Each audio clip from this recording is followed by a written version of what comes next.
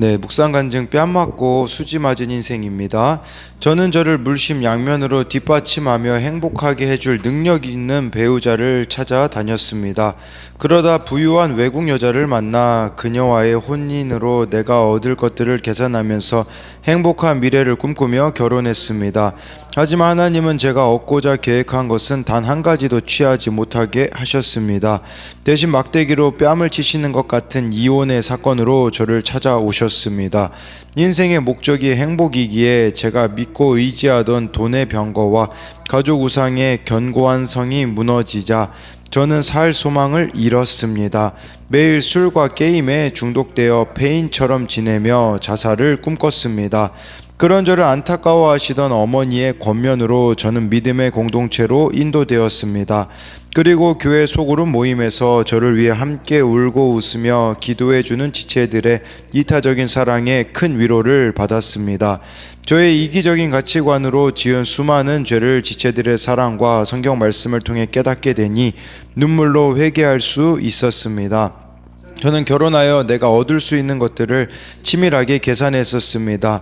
하지만 매주 예배와 소그룹 모임에 참석하여 말씀으로 삶을 나누고 가다 보니 이기적이고 음란한 저의 가치관이 조금씩 성경적 가치관으로 바뀌었습니다. 저는 예전처럼 나의 유익을 계산하지 않고 상대의 짐을 내가 짊어지고 가야겠다는 마음으로 공동체에서 만난 자매와 재혼했습니다. 막대기로 저의 뺨을 치시는 것 같은 이혼 사건으로 믿음의 공동체에 속해 하나님을 만나고 제 죄를 보게 된 저는 참 수지 맞은 인생입니다. 돈과 행복을 좇아 평강이 없이 살던 저를 야곱의 남은 자가 되게 하시고 말씀을 통해 양떼 중에 젊은 사자와 같이 양육해 가시는 주께 감사드립니다. 이제는 믿지 않는 가족에게 주님의 은혜를 나누고 전하는 이슬과 담비 같은 축복의 통로가 되기를 소망합니다. 적용하기입니다. 아내와 이혼 소송 중에 있는 후배에게 찾아가 저의 간증과 함께 큐티인을 전하겠습니다. 취업과 결혼 문제로 힘들어하는 여동생에게 자주 연락하여 소통하겠습니다.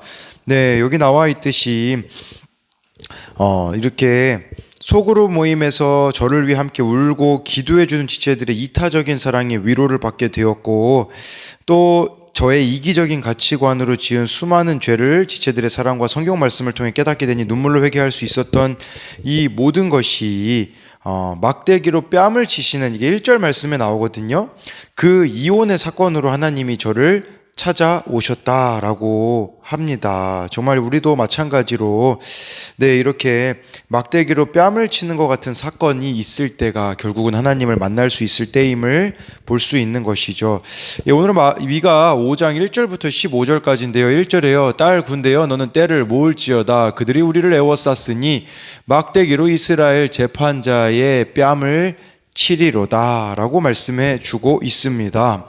그래서요, 딸 군대여라는 이 단어 자체가요, 좀, 아이러니예요, 아이러니. 왜 아이러니냐?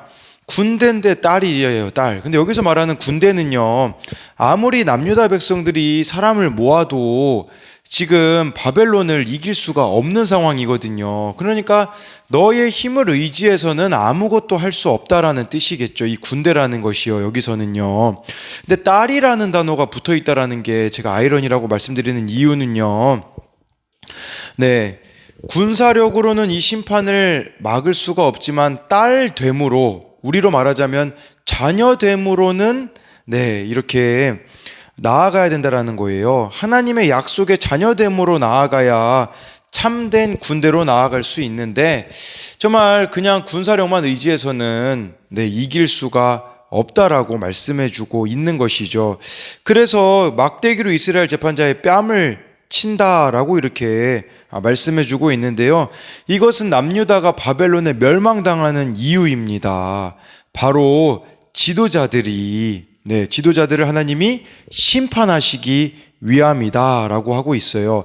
그러니까 교만한 이 유다 지도자들을 꺾기 위함이다라는 것을 말씀해주고 있는 것이죠. 그러나 딸 군대라는 것은 그 가운데도 하나님의 약속이 존재한다라는 뜻이에요. 이 딸이라는 단어가요. 그러니까요, 우리에게도 하나님은 이렇게 뺨을 치시는, 막대기로 뺨을 치시는 사건들을 허락하십니다. 왜냐하면 우리 가운데 높아져 있는 것들, 교만한 것들, 자기 욕심으로 채우고 있는 것들이 있기 때문에, 하나님의 약속이 있기 때문에 그런 사건들을 허락하신다라는 것이죠. 그때 우리는 빨리 죄인됨을 깨닫고 하나님 앞에 돌이켜야 한다라는 것인데요. 1절에 대해서 그래서 적용 질문으로는요, 나에게는 막대기로 나의 뺨을 치시는 것 같이 나의 죄인됨을 보게 해준 사건이 무엇이 있을까요? 그러면서요, 대안을 제시해 주세요. 2절에요. 베들레헴 에브라다야, 너는 유다 족속 중에 작을지라도 이스라엘을 다스릴 자가 내게서 내게로 나올 것이라. 그의 근본은 상고에 영원에 있느니라. 이 말씀이 미가서에서 가장 유명한 말씀이죠. 왜냐하면 마태복음 2장 6절에 예수님이 태어나실 곳을 미리 가르쳐준 말씀이기 때문에, 베들레헴에서 나실 것을 미리 이렇게 예언된 말씀이 바로 여기에 있기 때문에 그렇다고 볼 수 있는데요. 근데 베들레헴은 어떤 곳입니까? 베들레헴은요, 예루살렘과 비교가 되는 곳이에요. 예루살렘은 어떻게 보면은 그 당시에 참 화려하고 또 참 많은 것들이 갖추어져 있었다라면, 베들레헴 같은 경우는요, 유다 족속 중에 작다. 이게 무슨 말이에요? 유다 족속 중에 들기에도 작고 미미한 성읍이라는 뜻이죠. 그런데 바로 그 초라한 곳에서 이스라엘 전체를 다스릴 예수님이 나실 거라고 말씀해 주고 있어요. 근데요, 여기서 보니까요, 그의 근본은 상고의 영원에 있다라는 것은 크게는 두 가지 의미가 있어요. 하나는 바로 이 예수님이요, 하나님이 마치 옛적에 이스라엘을 돕고 건지시고 인도하신 것처럼 이렇게 이 남유다 백성들을 건지시고 회복시켜 주실 것이라는 거예요. 그러니까 하나님의 방식으로 동일하게 회복시켜 주실 것이라는 의미가 있고요. 또 한 가지 의미는요, 예수님은요, 잠시 세상에 살다가 죽는 보통 인간이 아니라 영원 전부터 계시는 신성을 가지신 영원한 하나님이시라는 거예요. 근데 그분이 왜 베들레헴으로 오십니까? 낮고 천한 이 땅에 오신 이유는요, 다른 것이 아니라 바로 죄 때문이다 라고 할 수가 있는 것이겠죠. 이 죄의 문제를 해결할 수 있는 것은 정말 하나님 본인이, 장본인이 오셔야 되기 때문에 예수님이 이 땅에 오신 것이라고 할 수가 있는 것이겠죠. 그래서 2절에 대한 적용 질문으로는요, 나에게는 평강의 근원이신 예수님이 목축해 주시는 목장 공동체가 있나요? 왜냐하면 예수님이 이스라엘을 다스린다고 했거든요. 예수님의 다스림을 받는 그 공동체가 여러분들 가운데 있는가를 물어보고 있는 것이고요. 나는 하나님 앞에 죄인임을 인정하며 살아가고 있나요? 아니면 자랑과 생색으로 죄인됨을 포장하며 살아가고 있나요? 또 겉모습만 보고 다른 사람을 판단하고 무시한 적은 없나요? 이 질문을 한 것은 베들레헴에 예수님이 오셨다라는 거, 이거 그냥 외적으로 봤을 때는 초라한 곳이기 때문에 우리가 외모나 겉모습만 보고 다른 사람들을 이렇게 무시하고 있는 부분은 없는가를 돌아봐야 되는 거겠죠. 3절에요. 그러므로 여인이 해산하기까지 그들을 붙여 두시겠고 그 후에는 그의 형제 가운데에 남은 자가 이스라엘 자손에게로 돌아오리니, 여인이 해산하기까지, 예수님이 이 땅에 오시기까지 고통의 세월들을 남겨두시겠다라고 말씀해 주고 있습니다. 왜 그러냐면요, 다 하나님의 뜻과 계획이 있기 때문이에요. 여러분, 우리는 빠른 문제 해결만을 원해요. 근데요, 문제가 빨리 해결되면 문제가 무엇인 줄 아십니까? 그것은요, 변화의 기회를 잃어버리게 됩니다. 그래서 우리에게는 인내의 시간들이 필요한 거예요. 여인이 해산하기까지. 더 이게 다른 의미로는 물론 예수님이 오시는 의미도 있겠지만 해산의 고통을 우리가 또 이렇게 겪어야 된다는 의미도 있지 않겠습니까? 그 후에는 형제 가운데 남은 자가 있다라고 말씀해 주고 있는 것이에요. 그렇기 때문에요, 우리가 해야 되는 것은 무엇이냐면 예수님이 내 삶에 오시기까지 기다려야 된다라는 것을 기억해야 돼요. 우리 인생의 열쇠는 예수님께만 있거든요. 근데 우리가 이 인생에 문제를 풀 수 있는 열쇠를 다른 것으로 여러분들이 다른 열쇠를 가지고 다른 문을 구하고 있다면요, 그것은 비극의 시작이자 재앙의 문이 열린 거라고 보셔야 합니다. 그러니까 예수님께서 문제를 해결해 주실 때까지 우리는 남은 자가 되어서 기다려야 한다라는 것이겠죠. 언제 예수님이 우리들의 삶에 오십니까? 자신의 무능함과 비참함을 충분히 깨달을 그때에 우리들의 삶에 오셔요. 왜 그러냐면요, 그렇지 않고서는 변화가 일어날 수 없기 때문이라는 거죠. 이 기다림의 시간 속에서 우리가 기가 꺾이고 하나님 앞에 아무것도 아니라는 사실을 인정하게 될 때, 그때 우리 삶에 예수님이 오셔서 회복시켜 주시는데, 그 시간들 속에서 다른 길을 구해서는 안 된다라는 것이에요. 그럼 우리는 남은 자가 될 수가 없는 것입니다. 4절에요. 그가 여호와의 능력과 그의 하나님 여호와의 이름의 위엄을 의지하고 서서 목축하니 그들이 거주할 것이라. 이제 그가 창대하여 땅끝까지 미치리라. 여기서 말하는 그는 예수님이죠. 예수님이요, 여호와의 능력과 그의 하나님 여호와의 이름의 위엄을 의지하고 서서 목축하신대요. 그러니까 예수님이 다스리시는 방식은요, 힘이나 돈이나 무력이 아니라 하나님이라는 거죠. 그러니까 진짜 우리들의 인생의 문제는요, 이렇게 인간적인 방법을 써서는 해결될 수가 없다라는 거예요. 근본적인 문제는 하나님과의 관계에 있다. 그게 바로 여호와의 능력, 또 그의 하나님 여호와의 이름과 위엄을 의지하는 것이 아니겠습니까? 즉 예수님께서 하시는 일은요, 하나님만 의지하게 하시는 일이라는 것이죠. 하나님과 우리를 바른 관계에 있게 하시는 일이 바로 예수님이 하시는 일이라는 것을 말씀해 주고 있는 거예요. 정말 나를 위태롭게 하는 것은요, 불확실한 미래가 아니라 하나님과의 불확실한 관계라는 것을 우리는 깨달아야 합니다. 이걸 깨달아야 하는데, 그렇기 위해서는 우리는 뭘 해야 되냐면요, 목축하니, 예수님께 여러분들이 목양되어지고 있는가, 이걸 돌아보셔야 되는 것이죠. 이거 없이는요, 아무 일도 일어날 수가 없는 것이죠. 이제 그가 창대하여 땅끝까지 미치리라라는 것은요, 예수님의 이 영향력이 땅끝까지 미친다라는 의미가 있는데요, 이거는 이제 우리들에게는 그런 의미가 될 수 있죠. 여러분들의 삶 가운데는 예수님이 얼마나 영향을 미치고 있습니까? 이것까지도 생각해 봐야 되는 것이겠죠. 그래서 이 4절에 대한 적용 질문도요, 하나님과 바른 관계 속에서 살아가고 있나요? 예수님이 나의 삶에 얼마만큼 영향을 미치고 있습니까? 5절 6절을 보면요, 이 사람은 평강이 될 것이라. 아수르 사람이 우리 땅에 들어와서 우리 궁들을 밟을 때에는 우리가 7 목자와 8 군왕을 일으켜 그를 치리니. 6절에 그들이 칼로 아수르 땅을 황폐하게 하며 님으로 땅 어기를 황폐하게 하리라. 아수르 사람이 우리 땅에 들어와서 우리 지경을 밟을 때에는 그가 우리를 그에게서 건져내리라. 이 사람 예수님은 평강이 될 것이라고 말씀해 주고 있어요. 이 말은요, 평강이 곧 평안이거든요.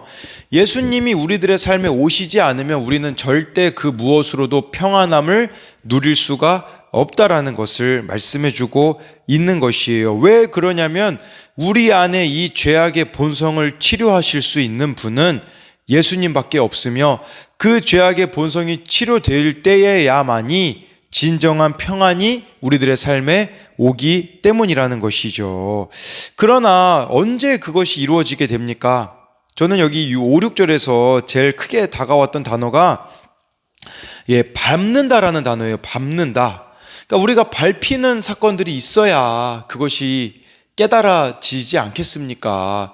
그 전에는요, 밟히는 사건이 없으면요, 그냥 편안함을 추구합니다. 평안함이 아니라. 근데 그 편안함이 밟히는 사건들이 있어야 그제서야 정말 예수님이 우리의 평안함이 되실 수 있지 않겠습니까? 그래서 여기 5절에 보니까 아수르 사람이 우리 땅에 들어온다. 이스라엘의 가장 큰 원수는 그 당시 아수르였거든요. 근데 아수르는요, 힘도 강하지만 무엇보다 말이 안 통했거든요. 우리에게도 말이 안 통하는 아수르가 있을 거예요. 아수르와 같은 사람. 그런 아수르 같은 사람을 만날 때 인간적인 생각이나 반응이 나올 수 있겠죠. 근데요, 그것을 전문가이신 예수님께 맡기라는 것이에요. 우리가 흔히 밟히면 끝날 것 같잖아요. 근데 아니에요. 여기 6절 5절에 나와 있잖아요. 우리 궁들을 밟을 때에는 우리가 7 목자와 8 군왕을 일으켜 그를 친다라는 것이 무슨 말이겠습니까? 망하는 것 같은데 망하지 않는다라는 뜻이죠. 이 밟히는 사건을 통해서도 7 목자와 8 군왕을 일으키신다는데, 이 8 군왕이라는 단어가 보니까요, 나실인을 뜻하더라고요. 즉 이스라엘 백성들이 어려움 당할 때 하나님의 사람을 끊임없이 보내주심으로써 위기에서 벗어나게 하신다라는 것이겠죠. 네, 그러면서 6절에 보면요, 그들이 칼로 아수르 땅을 황폐하게 하며 니므롯 땅 어기를 황폐하게 하리라. 니므롯 어디서 많이 들어보지 않았습니까? 창세기 10장 8, 9절에 나와요. 구스가 또 니므롯을 낳았으니 그는 세상의 첫 용사라. 그가 여호와 앞에서 용감한 사냥꾼이 되었으므로 속담에 이르기를 아무는 여호와 앞에 니므롯같이 용감한 사냥꾼이로다 하더라. 니므롯은요, 특별한 영웅으로서 인간의 능력을 철저하게 믿고 신봉하는 자들의 대명사입니다. 네, 근데 이들을 황폐하게 한다라는 거예요. 여러분, 사실 예수님 믿는 사람들을 제일 무시하는 사람들이 누군 줄 아십니까? 여기 6절에 나와 있는 니므롯입니다. 니므롯이라는 것은 인간 승리, 인간 능력을 철저히 의지하는 자들을 뜻하는 것인데, 그들을 황폐하게 하시겠다라고 하나님께서 말씀해주고 있는 것이죠. 7절 말씀 보면요, 야곱의 남은 자는 많은 백성 가운데 있으리니 그들은 여호와께로부터 내리는 이슬 같고 풀 위에 내리는 담비 같아서 사람을 기다리지 아니하며 인생을 기다리지 아니할 것이며, 우리가 그 가운데 남은 자가 되어야 된다라고 하잖아요. 이 바벨론으로 끌려가는 포로와 같은 사건들, 밟히는 사건들, 그 가운데서도 하나님을 붙잡는 자는 남은 자가 되는데요, 남은 자는 이제 어떤 역할을 하게 되냐면요, 여기 나와 있듯이 여호와께로부터 내리는 이슬 같고 풀 위에 내리는 담비 같은 역할을 하게 되어질 것이라고 말씀해 주고 있어요. 이게 무슨 말이냐면요, 하나님은 끝까지 믿음을 지키는 남은 자를 통해서요, 척박하고 황폐한 세상에 이슬과 담비의 은혜를 내리신다라고 하고 있어요. 근데 이슬과 담비의 특징은 무엇입니까? 잘 드러나지 않는다라는 데 있어요. 그러니까 조용히 소리 없이 영향력을 끼치게 되어진다라는 의미가 되는 거겠죠. 마치 예수님께서 하신 말씀처럼 너희는 세상에 소금과 소금이라고 하신 거, 빛이라고 하신 것처럼 영향력을 끼치는 삶을 사는 것을 뜻하기도 하고요. 저는 이게 좀 이런 의미라고도 볼 수 있더라고요. 이 남은 자들은 하나님으로부터 내리는 이슬과 풀 위에 내리는 담비만 먹고 사는 자들이다, 이렇게 생각을 해보게 되었어요. 이건 무슨 말이냐면 하나님께만 힘을 공급받는 자가 되는 것이겠죠. 그래서 띵크 양육 3과 큐티를 뭐라고 표현하냐면 날마다 촉촉히 적셔주는 이슬비라고 큐티를 표현하거든요. 이렇게 하나님으로부터 은혜의 담비를 공급받는 자들은요, 여기 7절에 나와 있는 것처럼 사람을 기다리지 않는데요, 사람을 의지하지 않고 인생을 의지하지 않는다라고 말씀해주고 있습니다. 그래서 이 7절에 대한 적용 질문은요, 나를 통해서 어떤 영향력이 흘러가고 있습니까? 매일 나를 촉촉히 적셔주는 이슬과 담비와 같은 말씀을 묵상하며 살아가고 있나요? 아니면 아직도 하나님보다 사람을 더 기다리고 있지는 않나요? 우리 8절 말씀에요. 야곱의 남은 자는 여러 나라 가운데와 많은 백성 가운데 있으리니 그들은 수풀의 짐승들 중에 사자 같고 양떼 중에 젊은 사자 같아서 만일 그가 지나간즉 밟고 밟히리니 능히 구원할 자가 없을 것이라. 남은 자는요, 아까 7절에서는 여기 이슬과 담비라고 표현을 했지만 여기서는 사자라고 표현을 해주고 있어요. 이 사자라는 표현은요, 하나님을 의지하는 사람은 그만큼 강하다라는 뜻이 있어요. 근데 무엇에 우리가 강해야 되냐라는 것이죠. 우리가 강해야 되는 것은 다른 데 있는 것이 아니라 진리를 밝히는데 사자처럼 담대하고 힘을 쏟아내야 된다라는 것이에요. 그러면 결코 악의 세력이 이길 수가 없다라는 것이겠죠. 그러니까 우리가 아무리 어려움이 있어도요, 하나님의 계획하심을 믿고 끝까지 하나님을 의지하며 말씀을 붙들 때에 강해질 수 있다라는 것입니다. 9절에요. 내 손이 내 대적들 위에 들려서 내 모든 원수를 진멸하기를 바라노라 라고 이렇게 말씀해주고 있는 것이죠.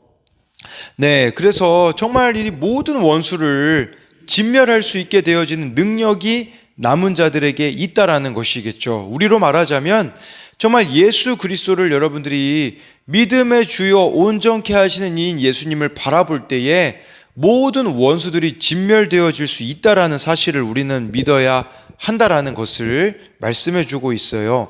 10절 11절에요. 여호와께서 이르시되 그날에 이르러는 내가 내 군마를 내 가운데서 멸절하며 내 병거를 부수며 11절에 내 땅의 성읍들을 멸하며 내 모든 견고한 성을 무너뜨릴 것이며 라고 해가지고요. 네, 여기서 말하는 그날은요, 남유다가 멸망하는 날이에요. 멸망하는 날에요. 10절에 군마를 멸절하고 병거를 부순다라는 것은요, 아무리 병거나 군마를 준비한다고 해도 소용없다라는 뜻이에요. 근데 왜 이들이 군사력을 이렇게 준비해 놨을까요? 그것은요, 이 군사력을 하나님이 무기력하게 하신다라고 하는 거거든요. 그들이 하나님을 믿지 못해서 자신들의 힘으로 대신하려고 하고 있기 때문에 하나님을 대신하고 있는 그 모든 것들은 부서질 수밖에 없다라고 하나님께서는 말씀해 주고 있는 것이에요. 근데 왜 자꾸 세상에서 힘을 가지려고 하냐라고 하나님이 묻고 계시는 것이라고 볼 수가 있겠죠. 그래서 10절 11절은요, 우리에게 망하는 것과 같은 사건이 있을 거라는 뜻이에요. 그런데요, 이 망하는 것과 같은 사건이 하나님이 나를 특별 대우하시는 사건이라는 것을 기억해야 된다라는 것이에요. 그렇기 때문에 그 인간적인 방법, 능력들을 의지하지 말고 하나님만을 의지하는 사건으로 여기라고 하는 것이겠죠. 10절 11절에 대한 적용 질문은요, 내 방법과 능력으로 빠져나가려고 하고 있는 망하는 것과 같은 사건은 무엇이 있습니까? 12절 13절에요.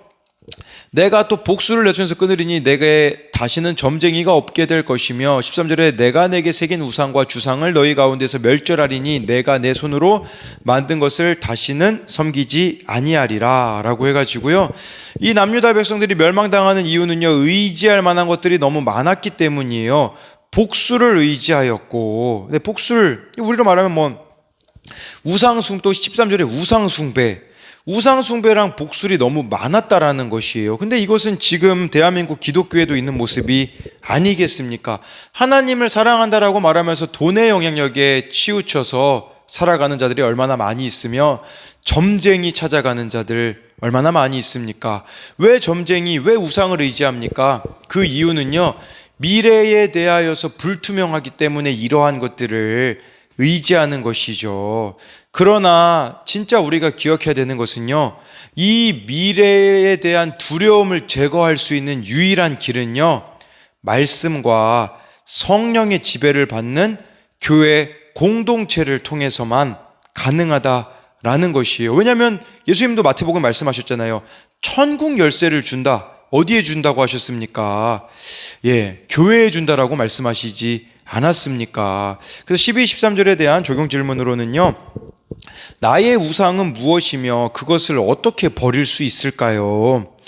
매일 큐티 묵상을 통해 공동체의 권면을 통해 성령의 처방을 받고 있습니까? 네, 이거 말씀 묵상 공동체 권면 없이는요, 성령의 인도하심을 우리가 받을 수 없음을 기억해야 된다라는 것이겠죠. 마지막으로 14, 15절에 보면요, 내가 또 내 아세라 목상을 너희 가운데서 빼버리고 내 성읍들을 멸할 것이며 15절에 내가 또 진노와 분노로 순종하지 아니한 나라에 갚으리라 하셨느니라 라고 해서요, 또 내 아세라 목상을 빼버린대요. 이 남유다 백성들이 섬겼던 아세라 이 신은요, 음란한 여신이었거든요. 남유다 백성들은 나무에 벗은 여자의 모습을 새겨놓고 신으로 섬겼습니다. 하나님은 이 아세라 목상이 남유다 백성들의 영적인 순결을 얼마나 더럽혔는지 알고 계시는 거죠. 근데요, 이 아세라 목상은요, 사람들이 눈에 보이는 일상에서 발견할 수 있었어요. 그러니까 매일 마주했던 것이 아세라 목상이었거든요. 우리에게도 아세라 목상이 있을 수 있다라는 뜻이에요. 그것은 뭐냐면 여러분들이 매일 무엇을 보고 있는가, 무엇을 듣고 있는가, 나를 음란하게 만들고 죄에 넘어지게 만드는 그것이 아세라 목상인데, 그게 우리의 일상에 있다라고 말씀하고 있어요. 우리에게 너무 가까운 거, 너무 친숙한 자리, 그 자리에 아세라 목상이 있기에 빼버리라 라고 이렇게 말씀해주고 있다라는 것을 말씀해주고 있는 것이겠죠. 그래서요, 죄는요, 보고 듣는 것으로만 지을 수 있거든요. 그래서 여러분들은 무엇을 보고 무엇을 듣고 있습니까? 그게 죄악된 길로 향하게 만든다면 그것이 바로 여러분들에게 아세라 목상이라는 것이겠죠. 그래서 14, 15절에 대한 마지막으로 적용 질문으로는요, 내가 하나님보다 더 의지하는 힘은 무엇이나요? 그 힘을 빼앗기는 사건을 구원의 사건으로 여기고 있나요? 뭐 한 가지 적용 질문을 추가하자면, 여러분에게 있는 아세라 목상은 무엇이 있습니까?